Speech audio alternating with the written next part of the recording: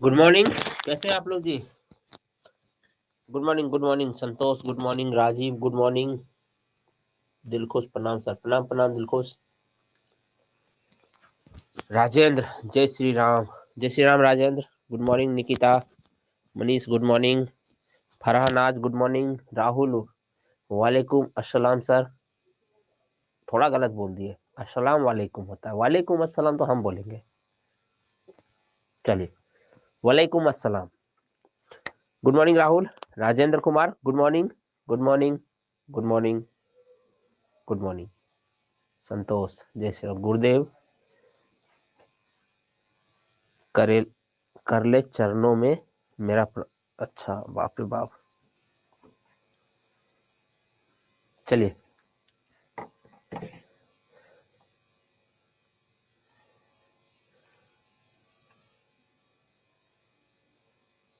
एक हार से वेट कर रहे हैं, बाप रे। चलिए, अब ठीक है। सबको गुड मॉर्निंग, जय श्री राम, अस्सलाम वालेकुम, जय श्री कृष्णा, सत श्री अकाल, प्रणाम। ठीक है, अब हम लोग क्लास शुरू करते हैं क्योंकि हम लोग बहुत पीछे पीछे चल रहे हैं। अच्छा, एक बात और, आधा घंटा पढ़ेंगे इसको, फिर आधा घंटा हम लोग बिहार स्पेशल करेंगे। आधा घंटा नहीं, कोशिश करेंगे इसको 40 मिनट करने का, और उसके बाद फिर बिहार स्पेशल करेंगे ना। हाँ जी, राधे राधे जय कुमार। चलिए ठीक है सर जी, पीपीटी का कोई सोल्यूशन कीजिए ना। पीपीटी का कोई सोल्यूशन सुमित मेरे पास नहीं है, वो मेरे हाथे में नहीं है।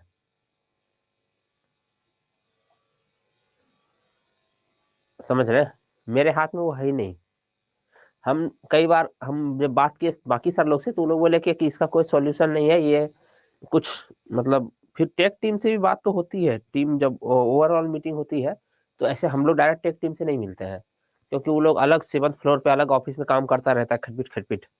तो हम लोग अपने सीनियर्स से बात करते हैं, वो बताते हैं। तो वो बताए कि देखिए सर, ये मोबाइल जो है ना, अलग अलग मोबाइल अलग अलग रिस्पॉन्ड करता है, तो हम लोग हर मोबाइल के साथ ये नहीं कर सकते हैं।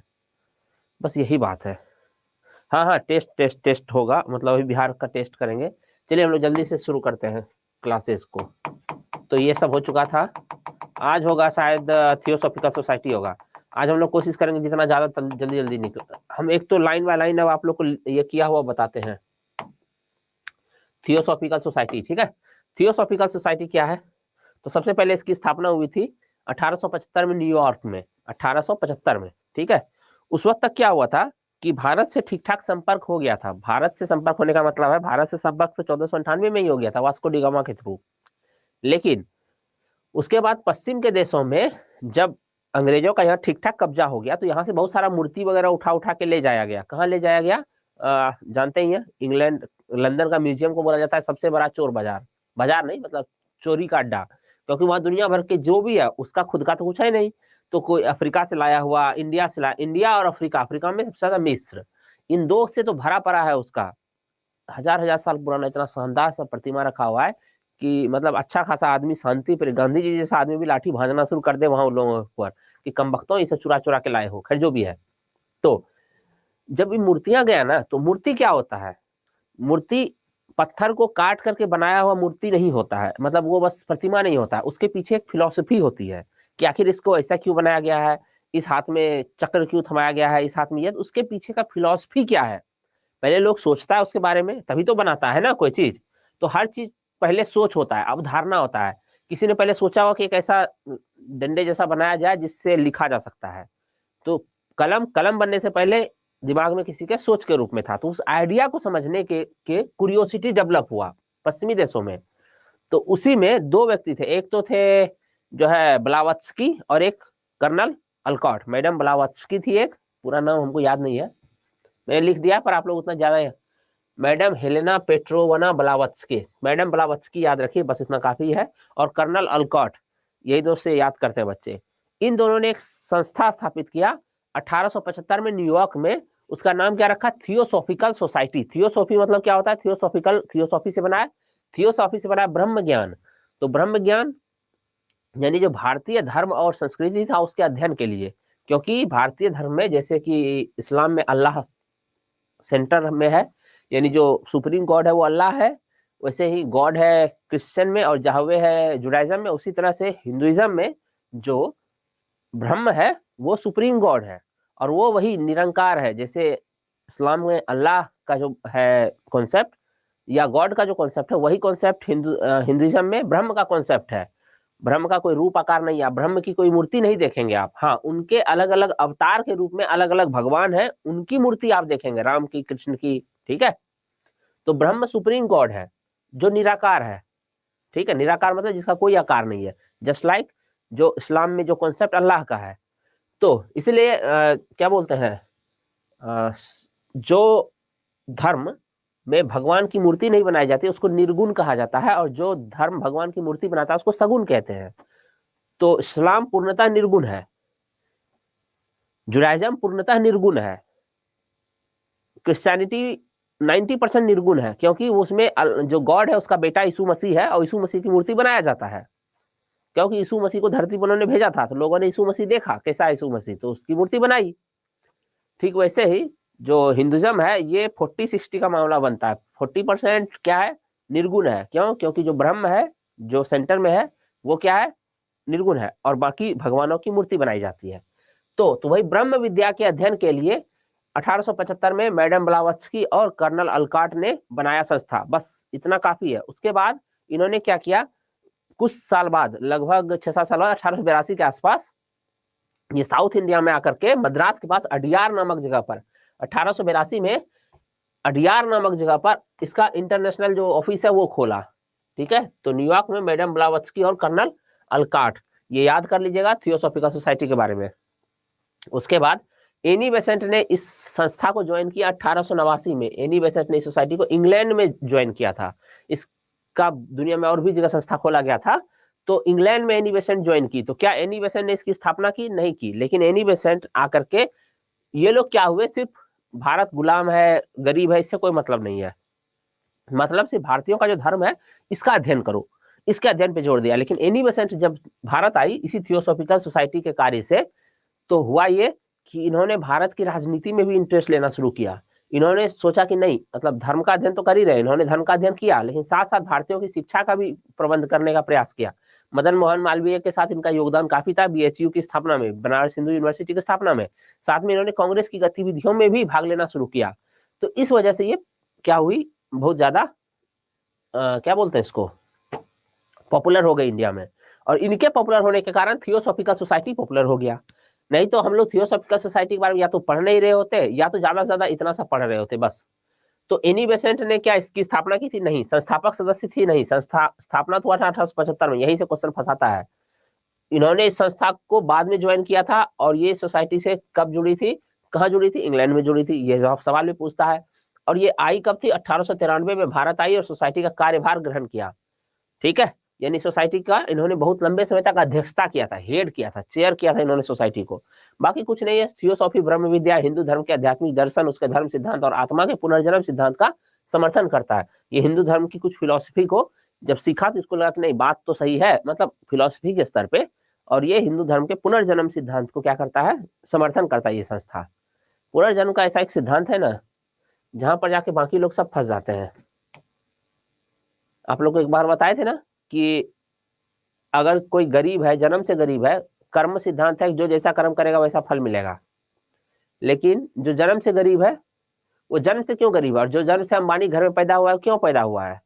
तो बाकी धर्म वाले बस बोल पाते हैं इतना ही, अल्लाह की मर्जी, गॉड की मर्जी। गॉड की यही मर्जी क्यों हुई कि उसको अंबानी के घर में पैदा करें और इसको गरीब घर में पैदा करें? तो यहाँ पर जाके संतोषजनक उत्तर नहीं दे पाता है।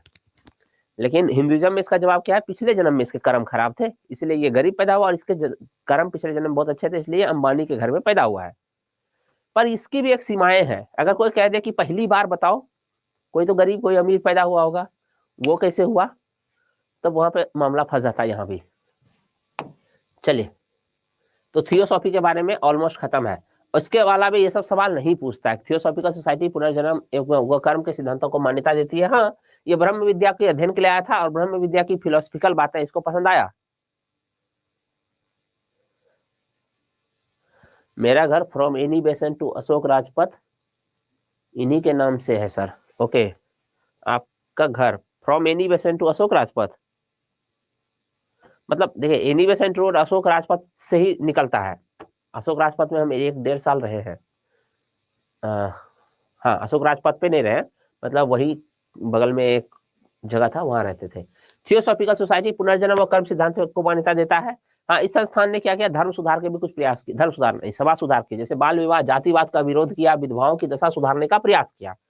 इन्होंने जब अध्ययन किया वेदों वगैरह का, तो इन्होंने जाना कि नहीं, शायद मुसल्लापुर हाट था जगह का नाम, तो कि ये जो है नहीं होना चाहिए, ये गलत है, कुरीति है। भारत में शिक्षा के क्षेत्र में विकास के लिए एनी बेसेंट ने 1898 में सेंट्रल हिंदू कॉलेज की स्थापना की, जो 1916 में मदन मोहन मालवीय जी के प्रयास से बनारस हिंदू विश्वविद्यालय बना। सेंट्रल हिंदू कॉलेज नाम था किसका, बनारस हिंदू विश्वविद्यालय का, BHU का। बस एनी बेसेंट ने फिर आगे चल के जानते हैं, इसको हम लोग इसे पढ़ेंगे, आयरलैंड के होम रूल आधार पर भारत में होम रूल लीग आंदोलन का नेतृत्व किया और 1917 में कांग्रेस की प्रथम महिला अध्यक्ष बनी। हालांकि 1916 में इन्हीं के प्रयासों से गरम दल और नरम दल, जो पढ़ेंगे हम लोग, 1907 में सूरत में फूट पड़ गया था, उसका मिलन हो पाया था। तो इनके बहुत सारे योगदान रहे, इसी कारण थियोसॉफिकल सोसाइटी फेमस हो गया और हम लोग को पढ़ना पड़ रहा है ना।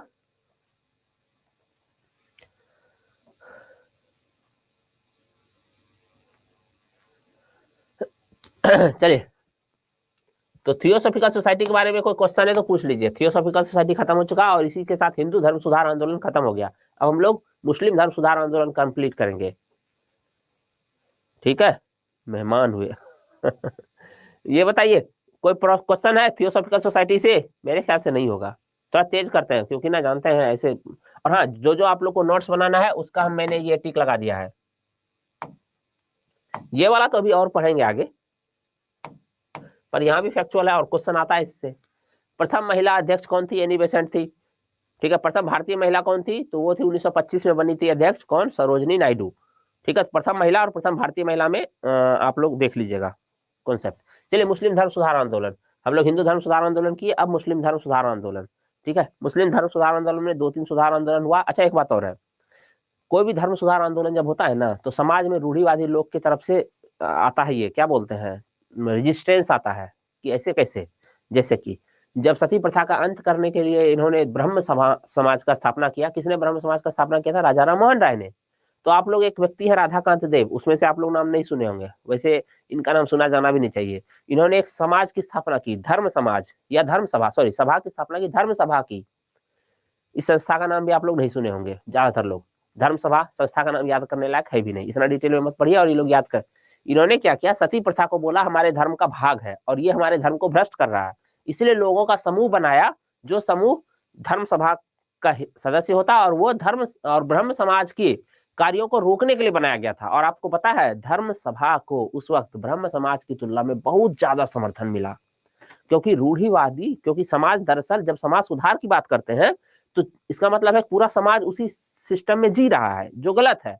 उसको सुधारने की बात कोई एक आदमी पहले करता है, किसी एक आदमी के दिमाग में सबसे पहले आइडिया आता है कि नहीं भाई ये सब गलत हो रहा है। इसीलिए अगर कोई एक आदमी पूरे समाज के खिलाफ जा रहा है तो पहले उसकी बात सुनिए, विरोध करने से पहले। क्यों? क्योंकि सती प्रथा पूरा भारत मानता था, एक व्यक्ति थे राजा राम मोहन राय जिसके दिमाग में पहले आया कि गलत है। तो अब जो हम ये कहना चाह रहे हैं वो ये कहना चाह रहे हैं कि परंतु हिंदू धर्म सुधार आंदोलन के साथ अच्छी बात ये रही कि बैकलैश 10% ही काम कर पाया, जो रेजिस्टेंस आया, विरोध आया, वो 10% ही काम कर पाया। 90% ताकतवर रहा कौन? सुधारवादी समूह। ये चीज पारसी धर्म में और अच्छे से हुआ, उसमें तो लगभग 100% सुधारवादियों का ही प्रभाव रहा, बिल्कुल नगण्य 0.1% के आसपास वहां बैकलैश मिला। इसलिए सबसे बढ़िया सुधार, रेडिकल सुधार हो पाया, तेज सुधार हो पाया, तो वो पारसियों में हो पाया। तो अब कहना ये चाह रहे हैं कि मुस्लिम धर्म सुधार आंदोलन जब शुरू हुआ तो मुस्लिम धर्म सुधार आंदोलन में जो रेजिस्टेंस आया वो लगभग 50-60% आया, ठीक है। और इधर से 40-50% या कह सकते हैं कि बराबर बराबर आया दोनों तरफ से रेजिस्टेंस। तो इसीलिए इस्लाम धर्म में सुधार और इस्लाम मुसलमान समाज में सुधार उतना विजिबल नहीं है, उतना दृश्य नहीं है, उतना नहीं हो पाया जितना कि बाकी समाज में हो पाया, ठीक है। पारसियों इतना सुधार तो हिंदुओं में भी नहीं हुआ, ठीक है। या 10% नहीं तो 20% कह सकते हैं बैकलेस आया हिंदू धर्म में, लेकिन यहाँ लगभग बराबर था, ठीक है। इसलिए जितना जो है अलीगढ़ आंदोलन जो सुधारवादी आंदोलन था उसका प्रभाव रहा, उतना ही प्रभाव देवबंद आंदोलन का भी रहा, वहाबी आंदोलन का भी रहा। चलिए, तो अब शुरू करते हैं मुस्लिम धर्म सुधार आंदोलन। तो ये चीज वही है कि धीरे धीरे हुआ, 19वीं शताब्दी में आधुनिक शिक्षा की तरफ मुड़े, ये सब इंपॉर्टेंट है नहीं उतना, ठीक है। शुरुआत में क्या हुआ, हिंदू के धार्मिक और सामाजिक सुधार आंदोलन के समान ही भारतीय मुसलमानों में भी अनेक प्रकार के सुधार हुए, नवजागरण हिंदुओं की अपेक्षा धीरे धीरे आया। ये बस समझने के लिए, कड़ियां जोड़ने के लिए है, ठीक है। सरोजनी नायडू और एनी बेसेंट के लिए, वो भी first in English. Sarojini Naidu first Indian woman थी जिन्होंने चेयर किया कांग्रेस को, लीडर बनी, कांग्रेस की अध्यक्ष बनी, चेयरपर्सन बनी। और जो एनी बेसेंट थी वो फर्स्ट लेडी थी जिन्होंने 1917 में क्या किया, चेयर किया कांग्रेस को। लेकिन फर्स्ट इंडियन सरोजनी नायडू या second Sarojini Naidu, first Annie Besant. ठीक है, चलिए आगे। मुस्लिम रिफॉर्म, सबसे पहले अलीगढ़ आंदोलन मुस्लिम धर्म और समाज में सुधार के लिए सबसे प्रोग्रेसिव आंदोलन था। ठीक है, इसके प्रवर्तक कौन थे, इसके पीछे जिनका दिमाग लगा हुआ था वो थे सर सैयद अहमद खान। और इसके लिए, इस आंदोलन के लिए जो पैसा लगा हुआ था वो बनारस के राजा शिव प्रसाद सितारे हिंद का लगा हुआ था। ठीक है, दोनों अच्छे दोस्त थे। तो जैसे अलीगढ़ मुस्लिम यूनिवर्सिटी AMU, उसकी स्थापना के लिए जमीन वगैरह और इंफ्रास्ट्रक्चर के लिए बनाने के लिए पैसा वगैरह ये सब कुछ दिया था कि इन्होंने राजा शिव प्रसाद सितारे हिंद ने। ठीक है, चलिए अलीगढ़ आंदोलन का प्रवर्तन सर सैयद अहमद खान ने किया। आप में से कितने लोग हैं जो राजा शिव प्रसाद सितारे हिंद का पहले नाम जानते थे? हम गारंटी देते हैं कि उनके द्वारा किया गया कार्य आज भी आपके जीवन को प्रभावित कर रहा है। राजा शिव प्रसाद सितारे हिंद को, अलीगढ़ आंदोलन को भूल जाइए। इनफैक्ट उनके द्वारा बताए गए मार्ग पे आज भी आप लोग चल रहे हैं। फर्स्ट टाइम सुने हैं, नहीं पता है, देखा जरा कोई सुना है कि नहीं। और मैं अभी बताता हूं कि उनके द्वारा किए गए कार्य आज भी हम लोग के जीवन को प्रभावित कर रहा है और हम लोग मानते हैं उनकी बातों को। पर ठीक है, इतिहास ने भुला दिया। हाँ, तो अलीगढ़ क्यों भुला दिया इतिहास ने? क्योंकि कांग्रेस के घोर विरोधी थे। मतलब ये एक कारण तो था भुलाने का। चलिए, अलीगढ़ आंदोलन का प्रवर्तक सर सैयद अहमद खान, और सर सैयद अहमद खान भी घोर विरोधी थे, परंतु इनको याद रखने के लिए एक बड़ा समाज था, मुस्लिम समाज था, इसलिए इनको याद रख लिए। चलिए बताएंगे। हाँ, अलीगढ़ आंदोलन के प्रवर्तक थे यही। देखिए, ये जो सैयद अहमद खान थे साधारण परिवार से, मध्यवर्गीय परिवार से थे, लेकिन इनकी शिक्षा हुई थी जो है मतलब क्या बोलते हैं, यूरोपीय ढंग से इन्होंने शिक्षा ग्रहण किया था। उसके बाद ये शुरुआत में कंपनी के, ये ब्रिटिश सरकार के यहाँ मुलाजिम भी रहे थे। तो इन्होंने ठीक से देखा समझा था चीजों को, अंग्रेजों की कार्य प्रणाली समझते थे, आधुनिक शिक्षा से युक्त थे। तो उनको ये पता था कि जो मुस्लिम समाज है वो पिछड़ा क्यों है। तो उन्होंने सबसे पहले बोला, देखो भाई, अंग्रेज इस देश की रियलिटी है, इसको स्वीकार करो, इसका विरोध मत करो, तुम इसके साथ जीना सीखो।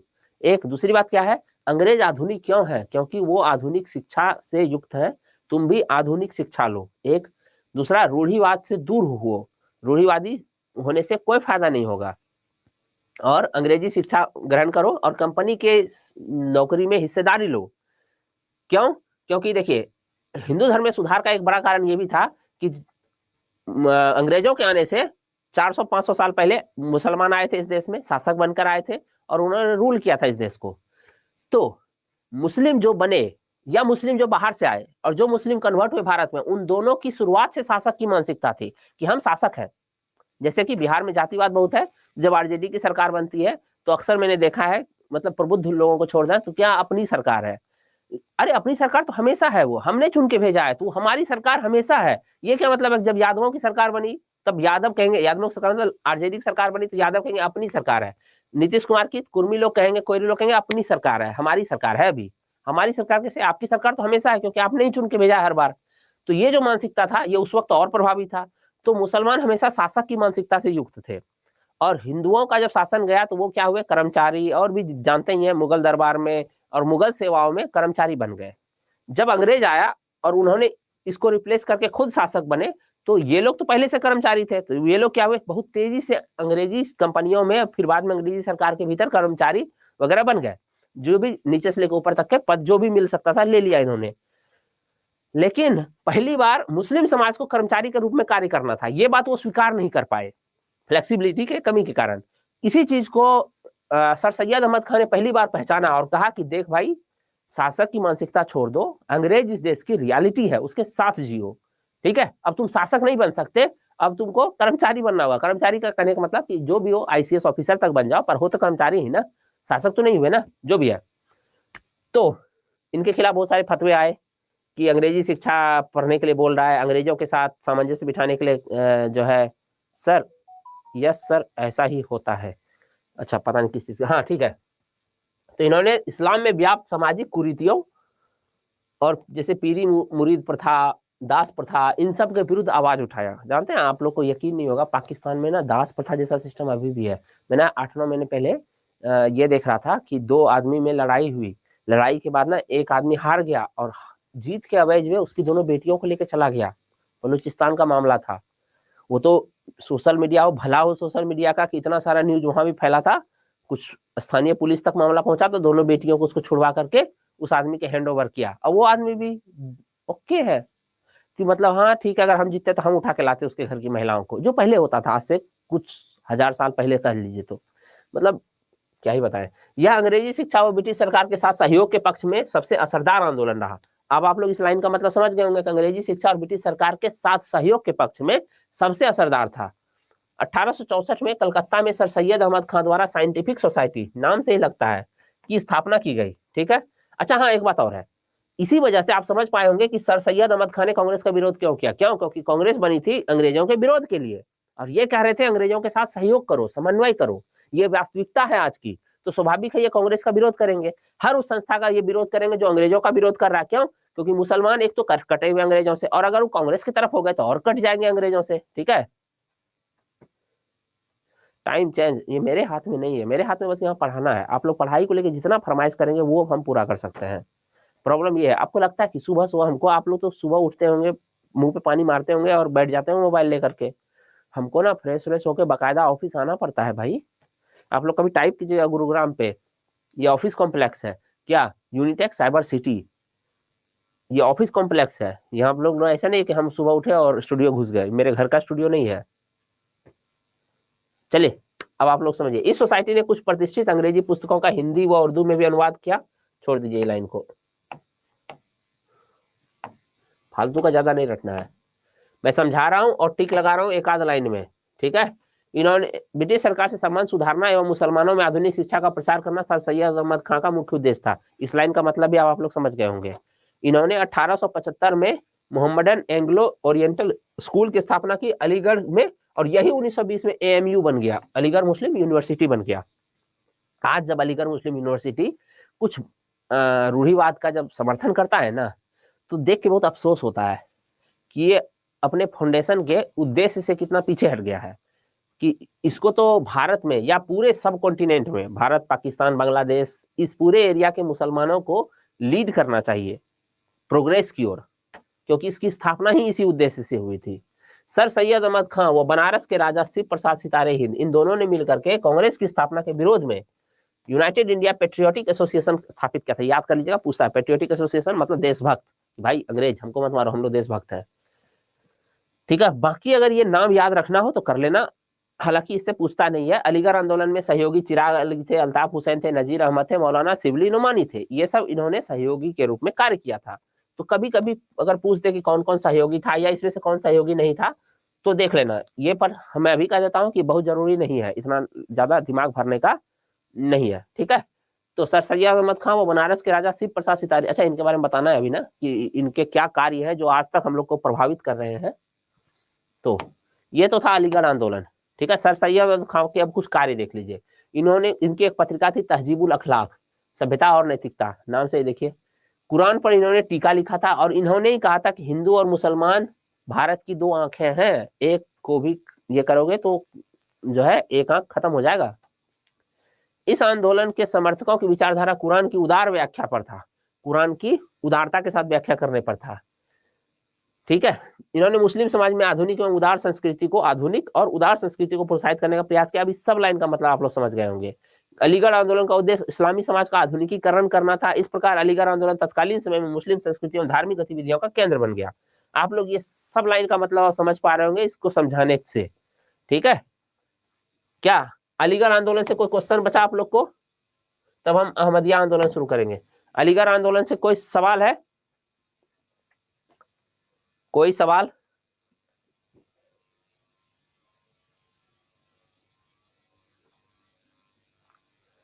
नहीं है?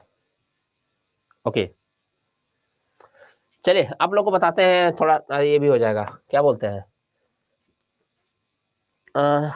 एक बात बताइए, ये क्या है?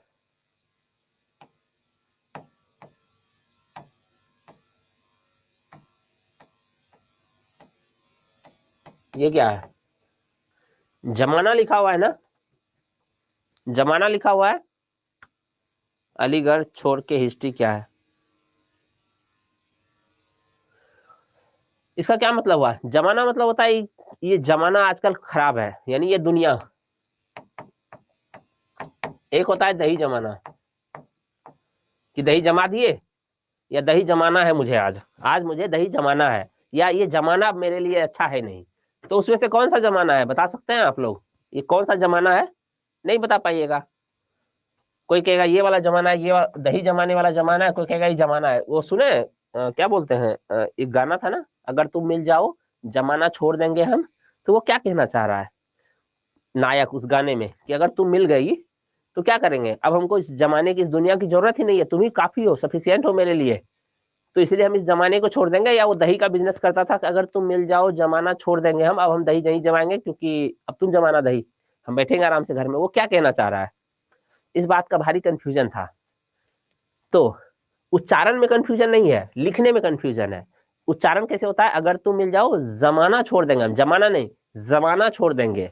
जमाना, जमाना मतलब दुनिया, और जब जमाना ना बोल के जमाना बोलेंगे तब होगा दही जमाना।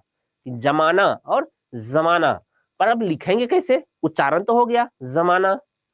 तब राजा शिव प्रसाद सितारे हिंद आए और बोले एक नुक्ता लगाओ, जो भी शब्द हमारे यहाँ ज से आया है फारसी परंपरा से, क्योंकि दुनिया के लिए जो जमाना है वो जमाना आया है फारसी परंपरा से, तो वहां एक नुक्ता लगा दो। यहाँ पे आप लोग ऐसा देखे हैं कि लिखा हुआ रहता है और नुक्ता रहता है यहाँ पे, ऐसा देखें आप लोग नुक्ता लगाया हुआ?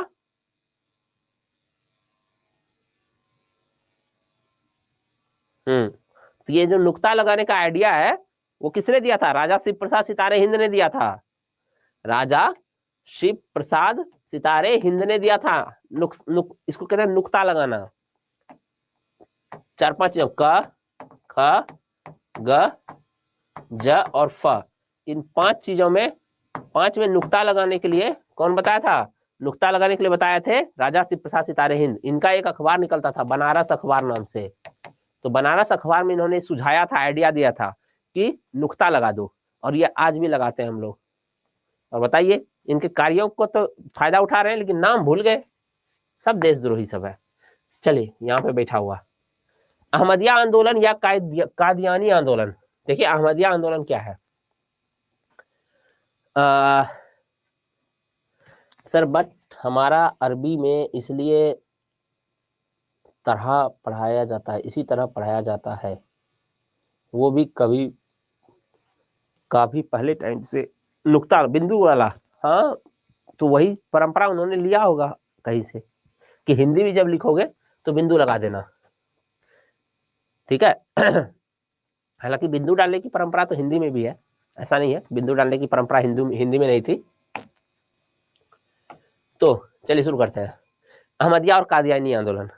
देखिए इसको आप फिलॉसफी समझ लीजिए। पाकिस्तान में ना बेचारे इतने मारे जा रहे हैं, इतने मारे जा रहे हैं, इतना तो वहाँ पे एक तो हिंदुओं पे अत्याचार होता ही है, अल्पसंख्यक के सारे पे, मुसलमान होके भी इन पे अत्याचार होता है। हालांकि मैंने देखा है इंडिया में भी जो पब्लिक फिगर है जो मुसलमानों का, जैसे कि ओवैसी वगैरह है, उनसे जब पूछा जाता है ना अहमदियों पर सवाल, तो वो कन्नी काट जाते हैं, मतलब स्ट्रेट फॉरवर्ड जवाब नहीं देते हैं। तो मतलब वैचारिक तौर पे वो भी सहमत नहीं है, और स्वाभाविक है, वैचारिक तौर पे कैसे सहमत होगा, इसके बारे में समझाते हैं। दरअसल हुआ क्या है, देखिए 3 धर्म है, सामी परंपरा में 3 धर्म है, जिसको अब्राहमिक रिलीजन कहते हैं। ठीक, अब्राहमिक रिलीजन क्यों? क्योंकि तीनों धर्मों में अब्राहम का बहुत ज्यादा महत्व है। तो उस सामी परंपरा में जो अब्राहमिक रिलीजन है उसमें सबसे पहले आया जुडाइज्म। ठीक है, मैं यहाँ पे जेड लिख देता हूँ, जुडाइज्म। उसके बाद जो यहूदी बोलते हैं, जिसको हम लोग आज इजराइल वाले, मतलब इजराइल में सिर्फ यहूदी ही नहीं है, पर हाँ आमतौर पर यही मानते हैं लोग कि इजराइल में सब यहूदी है। जुडाइज्म के बाद जो आया वो आया क्रिश्चियनिटी, मैं सी लिख देता हूँ। और उसके बाद क्रिश्चियनिटी के बाद जो आया इस्लाम आया। फिलॉसफी के तौर पे तीनों सेम है, मतलब 99% सेम है, कोई अंतर ही नहीं है। फिलॉसफी के तौर पे 99% सेम है। अलग बात है कि अपने गॉड का नाम जाहवे रखा है, ये अपने गॉड का नाम गॉड रखा, मतलब भगवान गॉड रखा है, और ये अल्लाह रखे हैं, अल्लाह नाम है इनका, ये अल्लाह है ऊपर। लेकिन जो पूरी की पूरी फिलॉसफी है ना, वो फिलॉसफी सब कुछ सेम है। हाँ, नाम अंतर रहेगा, तो नाम के अंतर को हम अंतर नहीं मान सकते हैं कि भाई मेरा जो सर्वोच्च है वो ब्रह्म है, आपका अल्लाह है, ये अंतर थोड़ी है। अंतर तो फिलॉसफी में होना चाहिए। तो फिलॉसफी में अंतर बहुत, मतलब बताए ना, 1% भी नहीं है। 1% मुश्किल से 1% होगा। वही जो है क्या कहते हैं, धरती बनाया गया है, धरती जो है एक तरह से जेल है, असल जिंदगी यहाँ से ऊपर है। क्यों? क्योंकि अल्लाह ने या गॉड ने पहले फरिश्ते बनाए थे। फरिश्ता क्या करता था, मैं इनका ये देता हूँ जुडाइज्म का, कि जाहवे जो है उसने पहले फरिश्ता बनाया था और शैतान बनाया था। शैतान हमेशा गलत कार्य ही करता था, फरिश्ता हमेशा अच्छा कार्य ही करता था।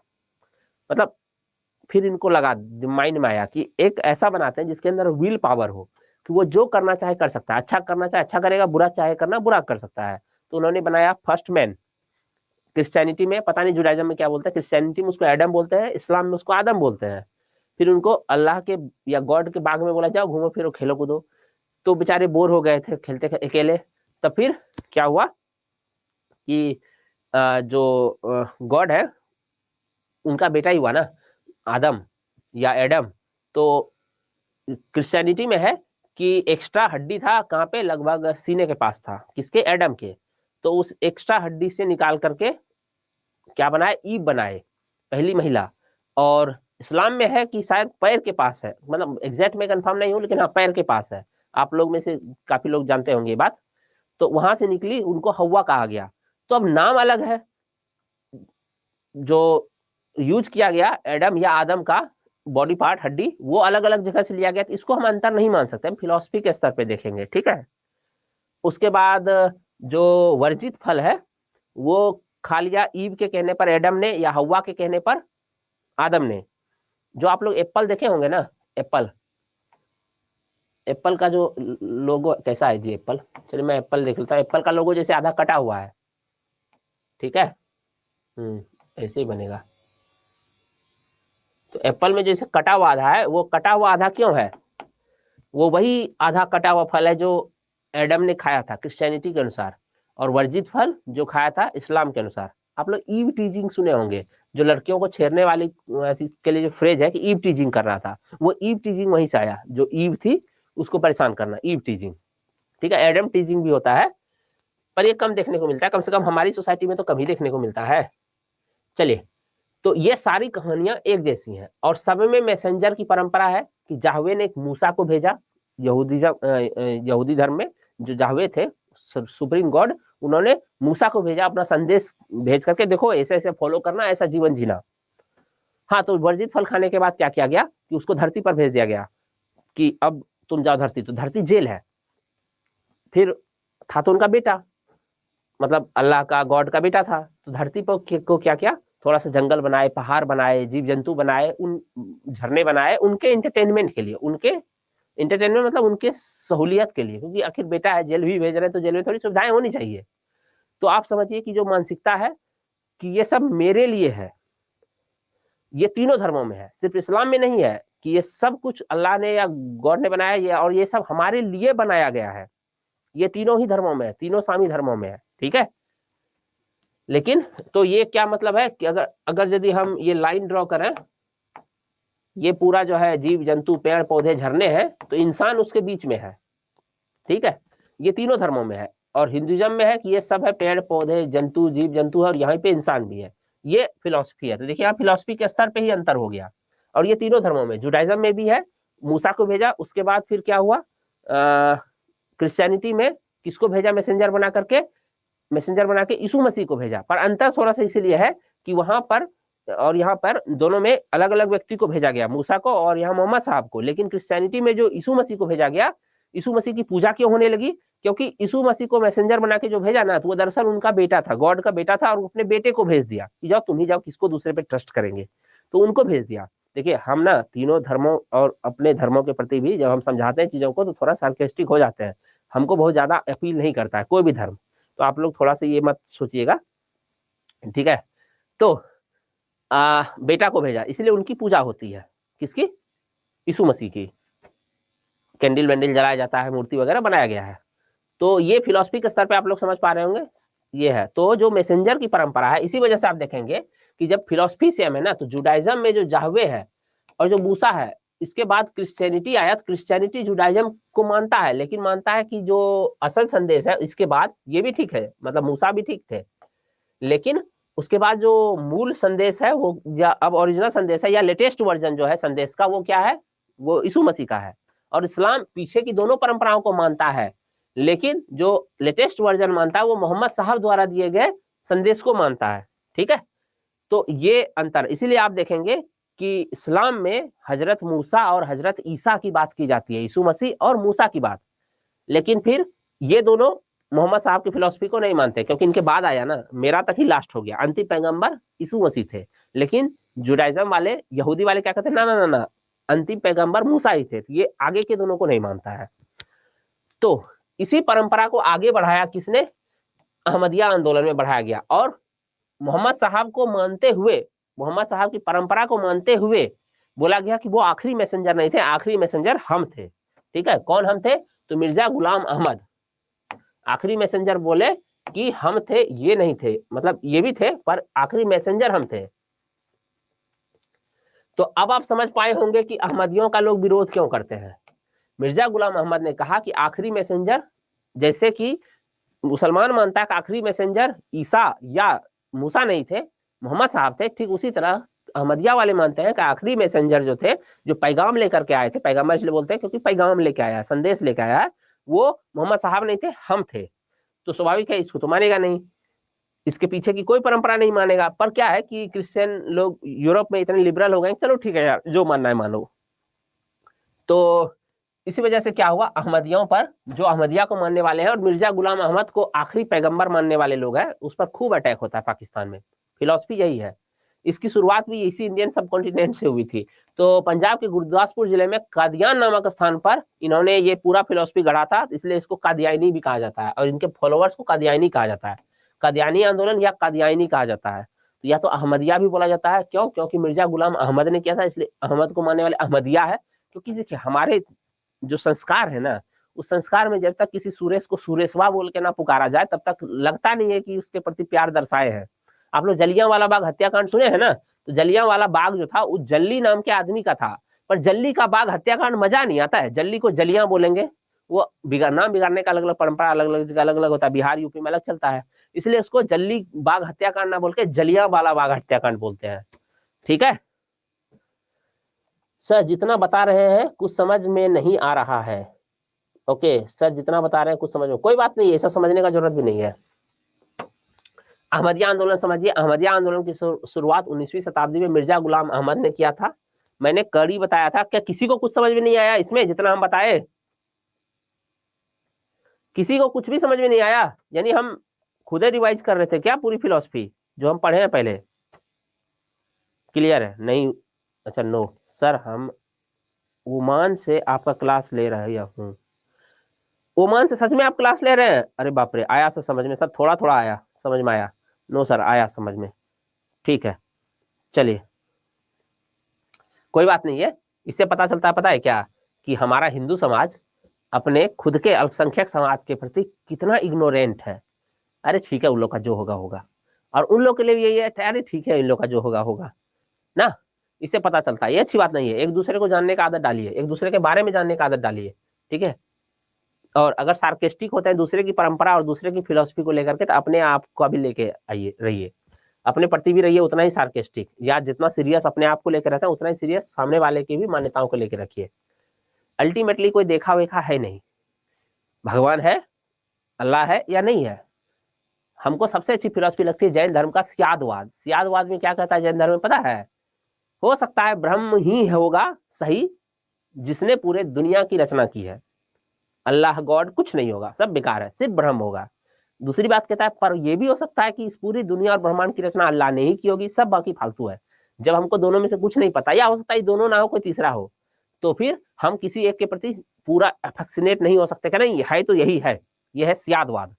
तो हमको यही सबसे अच्छा पसंद होता है कि जब तक नहीं है तब तक क्या कीजिए। चलिए, इस आंदोलन ने जिहाद का विरोध किया। हाँ, इस आंदोलन ने जिहाद का विरोध किया था कि नहीं जिहाद मत दो, जिहाद मतलब धर्म युद्ध दूसरे धर्मों के प्रति।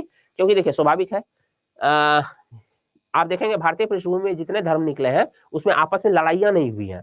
जैसे ऐसा नहीं है कि बौद्ध धर्म निकला तो फिर लड़ाई शुरू हुआ हिंदू धर्म और बौद्ध धर्म के बीच, या बौद्ध धर्म और जैन धर्म के बीच, या सिखिज्म भी जब आया तो लड़ाई शुरू हो गया, ऐसा आप नहीं देखेंगे। या अजीवक जब डेवलप हुआ तो उसने भी लड़ाई शुरू कर दिया। ऐसा कोई प्रमाण नहीं दिखता है व्यापक तौर पे लड़ाई झगड़े का, छुटपुट को छोड़ दे तो, हालांकि छिटपुट के भी बहुत ढूंढने के बाद ही मिलते हैं लड़ाइयाँ। तो लेकिन आपको ये परंपरा दिखेगा, जैसे मूसा जब अपना आए थे अपना विचार लेकर के, तो मूसा को भी बहुत संघर्ष करना पड़ा था, बहुत ज्यादा। फिर यीशु मसीह को तो उन्होंने टांग ही दिया था पूरा का पूरा। जबकि बौद्ध धर्म में भगवान बुद्ध बहुत मजाक उड़ाते थे हिंदू धर्म का, लेकिन इसके बावजूद उनके साथ ऐसा नहीं हुआ। इनफैक्ट मोहम्मद साहब को भी संघर्ष करना पड़ा अर्ली स्टेज में एस्टेब्लिश होने के लिए।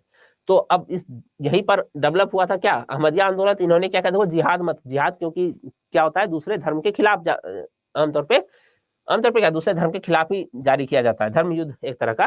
तो गुलाम अहमद पश्चिमी उदारवाद से भी प्रभावित थे, क्योंकि ये चीज बहुत आधुनिक समय में हुआ था ना। ब्रह्म विद्या और हिंदुओं के धार्मिक सुधार आंदोलन से भी प्रभावित थे।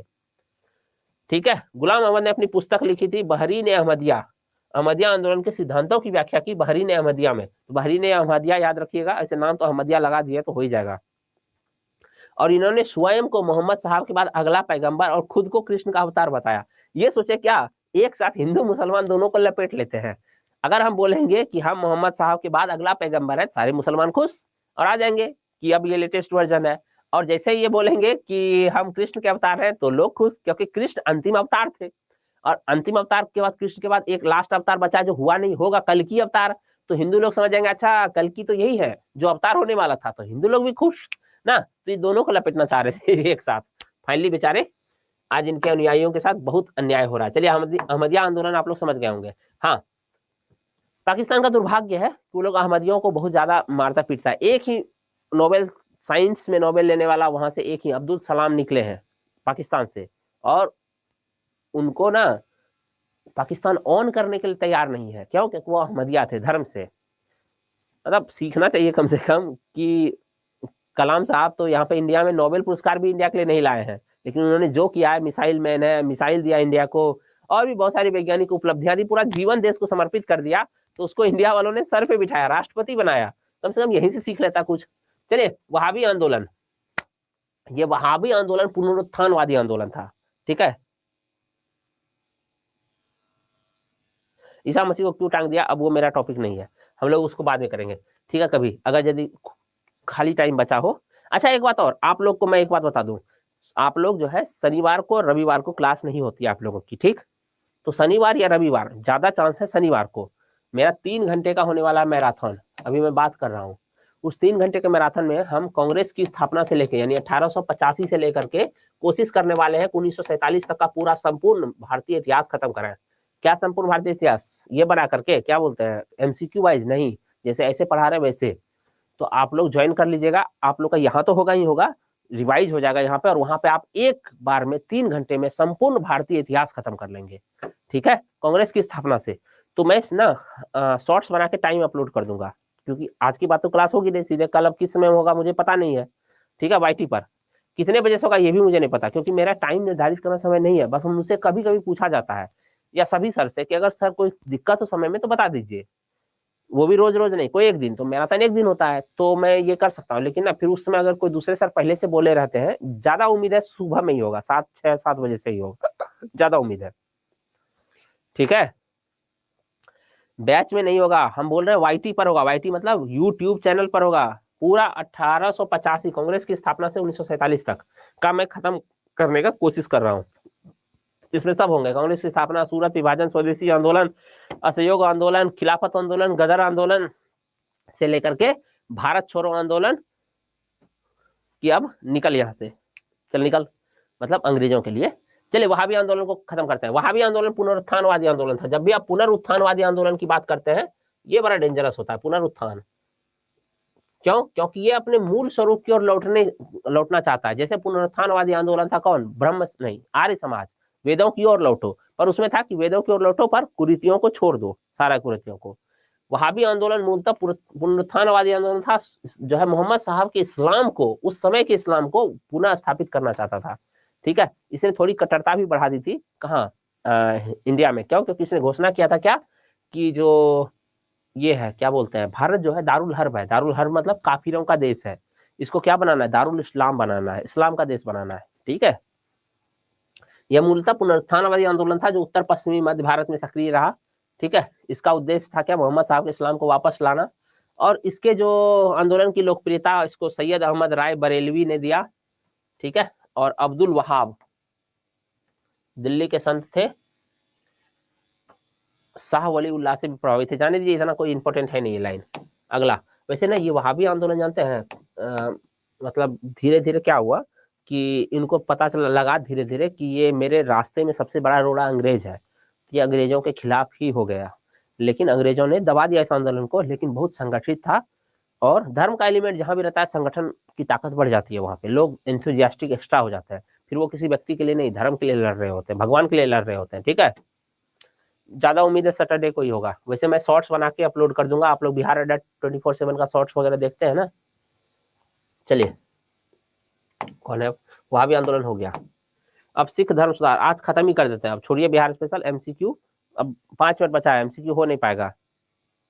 मुझे भूल गए, आप लोग पहले बताए नहीं एमसीक्यू, मुझे अभी याद आया एमसीक्यू। देखते हैं तो आप लोग भी एमसीक्यू लिख रहे हैं, सर बिहार एमसीक्यू टेलीग्राम पे डाल दिया। ठीक है, हम टेलीग्राम पे डाल देंगे बिहार एमसीक्यू।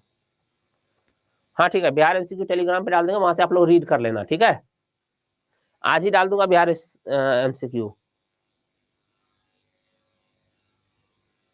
हाँ, LIC एडवाइजर टेलीग्राम आईडी पूछ रहे हैं, आप लोग टेलीग्राम आईडी शेयर कर दीजिए जिसको पता है, मैं यहाँ पढ़ाता हूँ तब तक। सिख धर्म सुधार आंदोलन, सिख धर्म में सुधार हेतु बाबा दयाल दास द्वारा निरंकारी आंदोलन चलाया गया था।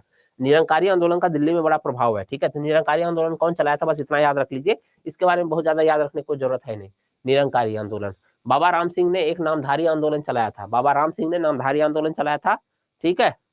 और 1970 में अमृतसर में सिंह सभा आंदोलन हुआ था, ठीक है। सिंह सभा द्वारा अमृतसर में खालसा कॉलेज की स्थापना की गई थी और बहुत से गुरुद्वारे व विद्यालय स्थापित किए गए थे। जाने दीजिए, इतना इंपॉर्टेंट है नहीं। गुरुमुखी व पंजाबी साहित्य को प्रोत्साहित किया गया था, ठीक है। ये सब तो इस दिशा में वास्तविक प्रतिक्रिया 1920 में अकाली आंदोलन से लगा था। हाँ, 1920 का अकाली आंदोलन बस याद कर लीजिएगा। अकाली आंदोलन कब चला था, 1920 में। इसका उद्देश्य क्या था, भ्रष्ट महंतों को गुरुद्वारे से बाहर करना। सारे गुरुद्वारे के चढ़ावे वो अपने निजी उपभोग के लिए खर्च करते थे, ठीक है। बता तो दी निकिता ने, कई लोगों ने बता दिया, ठीक है। तो सिखिज्म हो गया। अकालियों का मुख्य उद्देश्य था गुरुद्वारों का प्रबंधन सुधारना। गुरुद्वारों में कार्यरत महंतों के पास जो अकूत संपत्ति जमा हो गया, उसको क्या, उसका निजी संपत्ति वो लोग कर लिया है इस सबको, और स्वार्थी हो गए, सबको बाहर निकालना। 1921 में अकालियों के नेतृत्व में सिख जनता ने इसका विरोध किया और महंतों के विरुद्ध हिंसात्मक सत्याग्रह चलाया, मतलब असहयोग सत्याग्रह चलाया। 1922 में सरकार ने तब जाके तंग आके सिख द्वारा गुरुद्वारा अधिनियम पास किया, सिख गुरुद्वारा अधिनियम पास किया कि चलो ठीक है, अब जो है रेगुलेट किया जाएगा। इस अधिनियम की सहायता से सीधी कार्रवाई द्वारा गुरुद्वारों को, सभी गुरुद्वारों को भ्रष्ट महंतों से मुक्त करा लिया गया, खत्म बात। इसने बेसिकली गुरुद्वारों के प्रबंधन में सुधार का प्रयास किया। सिख समाज में बहुत ज्यादा सुधार का प्रयास नहीं किए थे। एक लास्ट में सती प्रथा देख लेते हैं, और हम लोग देख चुके हैं सती प्रथा, बाल विवाह, ये सब देख चुके हैं पहले। कब, जब 3 दिन पहले पढ़ रहे थे, कौन सा, ब्रह्म समाज। लेकिन यहाँ देख लीजिए, सती प्रथा जब हटाया गया था तो किसके समय में, विलियम बेंटिक के समय में हटाया गया था। ये रेगुलेशन 10, 5, 15, 16, 17, रेगुलेशन 17 याद रखने की जरूरत है नहीं, ठीक है। सती प्रथा को प्रतिबंधित कर दिया गया था। और इस, आप लोग जानते हैं कि इस अधिनियम को पारित कराने में राजा राम मोहन राय की महत्वपूर्ण भूमिका थी, ठीक है। विद्यासागर ने बाल विवाह को रोकने पर बहुत काम किया। 1660 में लड़की के विवाह की न्यूनतम आयु 10 वर्ष कर दी गई थी, ठीक है। इससे कम आयु के विवाह किए तो अपराध होगा। इन्हीं के प्रयासों से हुआ था। किसके प्रयासों से, बाल विवाह, ईश्वरचंद्र विद्यासागर के प्रयासों से। ये इंग्लिश के नोट्स हैं। सिविल मैरिज एक्ट या नेटिव मैरिज एक्ट कब पारित हुआ था, वो 1872 में पारित हुआ था, सिविल मैरिज एक्ट, ठीक है। 1872 का native marriage act viceroy Northbrook के टाइम में हुआ था, नॉर्थब्रुक। इस अधिनियम में लड़कियों की विवाह की आयु कितनी थी, 14 वर्ष थी, और लड़कों की 18 वर्ष थी। इस एक्ट को पारित करवाने में किसका योगदान था, केशव चंद्र सेन का योगदान था। और केशव चंद्र सेन ने इसी एक्ट का फिर क्या कहता, उल्लंघन करते हुए अपनी बेटी का शादी 14 साल उनका उम्र भी नहीं हुआ था और कूच बिहार के राजा से कर दिया, जिससे भारतीय ब्रह्म समाज में विभाजन होकर साधारण ब्रह्म समाज बन गया। बताए थे ना आप लोग को। सम्मति आयु अधिनियम 1891 में आया था। रखमाबाई एक मामला है, वो रखमाबाई के मामले से ये जुड़ा हुआ था, ठीक है। यहाँ पे बहराम जी मालाबारी थे, पारसियों ने कमाल का काम किया अपने क्षेत्र में भी और इस क्षेत्र में भी, ठीक है। यह अधिनियम प्रसिद्ध भारतीय समाज सुधारक बम्बई के पारसी बहराम जी मालाबारी के प्रयत्न से पारित हुआ। अभी जो है 20, 22, 25 साल के उम्र में शादी होना आम बात हो गया है लड़कियों का है 22, 25 साल। आपको पता है 18वीं 19वीं सदी में ही पारसियों में हो गया था 20, 22, 25 साल में शादी होने का स्टार्ट लड़कियों का। मतलब कितना सुधार हुआ होगा। और 1891 में जाके सम्मति आयु एक्ट इंपीरियल लेजिस्लेटिव काउंसिल से पास हो गया। इसको समझाने के लिए कुछ है नहीं, आपको फैक्ट याद रखना होगा। और इस समय वायसराय कौन था? लैंसडाउन था। पूछता है जब सम्मति आयु अधिनियम 1891 में पारित हुआ तो कौन था वायसराय? लैंसडाउन था। ठीक है, उसके बाद इसमें दादाजी जी भिखाजी बनाम रखमाबाई मामले और age of consent act case का महत्वपूर्ण भूमिका था। दरअसल क्या था, दादाजी भिखाजी कामा रखमाबाई के पति थे और शादी जब इनकी हुई थी तो इनके दोनों की उम्र में 40 साल का अंतर था। मतलब दादाजी और पोती में शादी हुआ था। तो ये क्या हुई, ससुराल जाने से मना कर दी। दादाजी भिखाजी कामा ने क्या किया, कोर्ट में केस कर दिया। फाइनली इनको आदेश दिया गया ससुराल जाओ। बोली नहीं जाएंगे। बोला ठीक है, या तो ससुराल जाओगी या तो जेल जाओगी, बताओ कहाँ जाना है। तो रखमाबाई ने कहा हम जेल जाएंगे। तो फिर इनको जेल भेज दिया गया। जेल से निकलने के बाद रखमाबाई ने डॉक्टरी की पढ़ाई की और भारत की शुरुआती महिला डॉक्टरों में से एक बनी रखमाबाई। ठीक है, तो आज की महिलाओं का इंस्पिरेशन है। इंस्पिरेशन लीजिए। उस समय इन्होंने इतना विरोध किया था जब समाज का दबाव कितना ज्यादा होता होगा। बाल विवाह निषेध अधिनियम 1829, इसको शारदा एक्ट कहा जाता है। अजमेर निवासी शिक्षाविद हरबिलास शारदा के प्रयत्न से बाल विवाह निषेध कानून बना, इसलिए इनके नाम पर इनको शारदा एक्ट कहा गया। जब 18 साल लड़की का उम्र किया गया था आजादी के बाद, उसके पहले तक यही एक्ट चल रहा था। इस एक्ट के तहत क्या किया गया था, 1 अप्रैल 1930 को लॉर्ड इरविन के समय हुआ था। न्यूनतम आयु 14 वर्ष कर दिया गया लड़कियों का और लड़कों का 18 वर्ष किया गया। और जब स्वतंत्रता पश्चात इसी उम्र को बढ़ा के 1978 में 18 साल किया गया, तब तक यही एक्ट लागू था। ठीक है, और 78 में क्या किया गया था, 18 वर्ष और 21 वर्ष कर दिया गया था, जो आज भी है। आज भी न्यूनतम आयु इतना ही है। अब डीएलएड का यहाँ पूछ रहे हैं और मुझे पता भी नहीं है डीएलएड के इस बारे में बहुत ज्यादा। पुनर्विवाह आंदोलन आप लोगों को और कितना है जी, ठगी प्रथा, नरबली प्रथा, दास प्रथा खत्म हो गया। देखिए मैं हल्का हल्का बता देता हूँ। देखिए विधवा पुनर्विवाह आंदोलन आप लोग जानते हैं। महाराष्ट्र में विधवा पुनर्विवाह आंदोलन किसने चलाया था? बाप रे, 53 हो गया सर, बाहर घूम रहे। विष्णु परशुराम शास्त्री पंडित द्वारा किया गया था महाराष्ट्र में विधवा पुनर्विवाह आंदोलन। ठीक है, उन्होंने इसके लिए 1850 में विडो रीमैरिज एक्ट, हालांकि इतना डीप नहीं पूछेगा आप लोग से, क्या करा छोड़ दें, इतना डीप आप लोग से पूछेगा नहीं। हाँ ये पूछता है 1856 में जब विधवा पुनर्विवाह अधिनियम आया था, ये वाला पूछता है।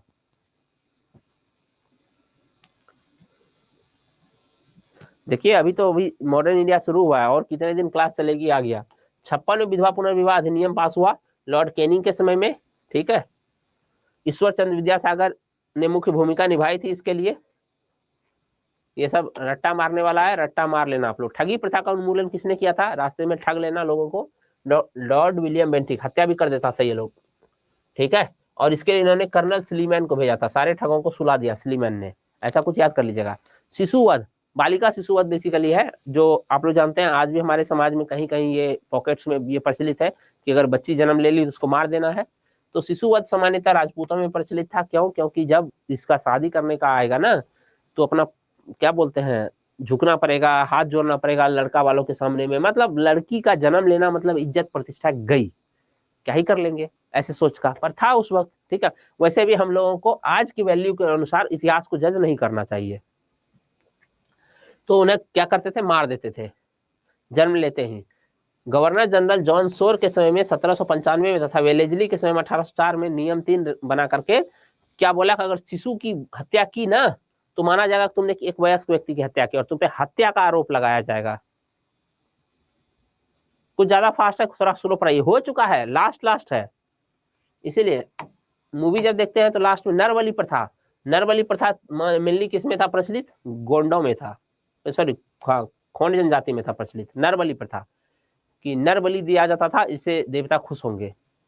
इसको समाप्त करने का श्रेय हार्डिंग को जाता है। हार्डिंग ने हार्ड स्टेप लिया नर बलि के प्रति, ऐसा कुछ। और उसके लिए उन्होंने कैंपबेल को नियुक्त किया कि जरा देखो तो किसी भी आदमी का बलि नहीं चढ़ना चाहिए। और फाइनली 1844-45 तक इस प्रथा को क्या किया गया, समाप्त कर दिया गया, नरबली प्रथा को।